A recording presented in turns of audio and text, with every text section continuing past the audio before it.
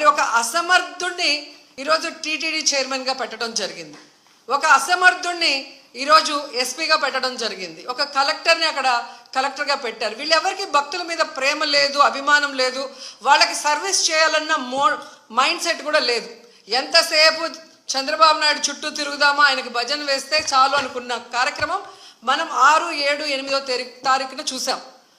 జిల్లాలో ఉన్న తిరుపతి, చిత్తూరు జిల్లా ఎస్పీలతో సహా ప్రతి ఒక్కరూ కూడా చంద్రబాబు నాయుడు చుట్టూ తిరుగుతూ భజన చేస్తూ ఈరోజు ప్రజల్ని గాలికి వదిలేశారు. కాబట్టే నిన్న ఇంత పెద్ద సంఘటన జరిగింది. ఎంత దురదృష్టకరం అంటే, ఇదేదో సడన్గా ఈరోజు ప్రోగ్రాం పెట్టారు, మాకు తెలియకపోవటం వల్ల ఇలా జరిగిందని చెప్పడానికి లేదు. ఎవ్రీ ఇయర్ వైకుంఠ ఏకాదశి లక్షలాది మంది భక్తులు రావటం మనం కళ్ళారా చూస్తున్నాం. గత ప్రభుత్వం మీరు చూశారు, భక్తులకి ఏ విధంగా సౌకర్యాలని అందించడంలో, వాళ్ళకి సేఫ్టీని క్రియేట్ చేయటంలో, వాళ్ళకు వచ్చిన వాళ్ళకి పిల్లలకి పాలు ఇవ్వటం కానీ, పెద్దవాళ్ళకి వృద్ధులకి షెల్టర్స్ ఇవ్వటం కానీ, ఆడవాళ్ళకి కుటుంబ సభ్యులకి భోజనాలు ఏర్పాటు చేయడం మనం కళ్ళారా చూసాం. కానీ నిన్న ఫుల్ డే జనాలు ఎండల్లో రోడ్ల మీద పార్కుల దగ్గర కూర్చొని ఉంటే మంచినీళ్ళు ఇచ్చేవాళ్ళు లేడు, చిన్నపిల్లలకి పాలు ఇచ్చేవాళ్ళు లేరు, ముసలోళ్ళకి షెల్టర్స్ లేదు, భోజనాలు లేదు. అంటే ఎంత నిర్లక్ష్యం ప్రజలంటే, భక్తులంటే అనేది ఇక్కడ మనం గమనించాలి. నిన్న జరిగింది ఏదో ప్రమాదశాత్తు జరిగింది కాదు, ఇది ప్రభుత్వం చేసిన హత్యలు.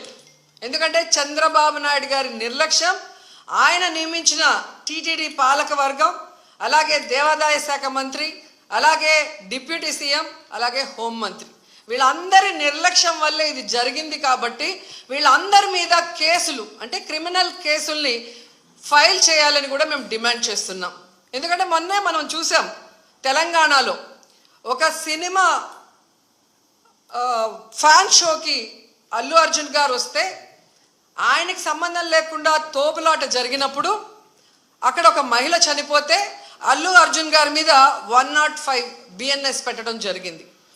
మరి అలాంటప్పుడు ఇక్కడ ప్రతి సంవత్సరం లక్షలాది మంది వస్తారని తెలిసి వాళ్ళకి సేఫ్టీ కల్పించి, వాళ్ళకి అన్ని సౌకర్యాలు అందించి, వాళ్ళకి టికెట్లు ఇవ్వడానికి క్యూలో ఏర్పాట్లు చేయాల్సిన బాధ్యత ఉన్న చంద్రబాబు నాయుడు గారి నుంచి, టీటీడీ చైర్మన్, పాలక మండలి నుంచి కింద స్థాయి ఎస్పీ వరకు మరి అందరూ బాధ్యత వహించాలి కదా.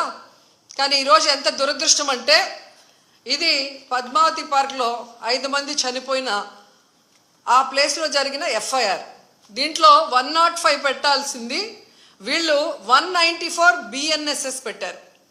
అలాగే విష్ణు నివాసం దగ్గర ఒకరు చనిపోయారు, దానికి కూడా 105 పెట్టాల్సింది 194 బిఎన్ఎస్ఎస్ పెట్టారు.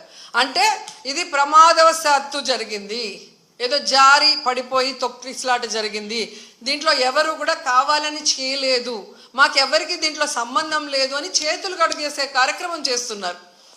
ఎందుకంటే వైకుంఠ ఏకాదశి దర్శనానికి వచ్చే భక్తులకి అన్ని సదుపాయాలు కల్పించాల్సిన బాధ్యత ఈ రాష్ట్ర ప్రభుత్వానికి ఉంది. ఈ రాష్ట్ర ప్రభుత్వం ఆ జిల్లా ఎస్పీకి, అలాగే కలెక్టర్కి బాధ్యతనిస్తారు, అలాగే పాలక మండలికి బాధ్యతనిస్తారు.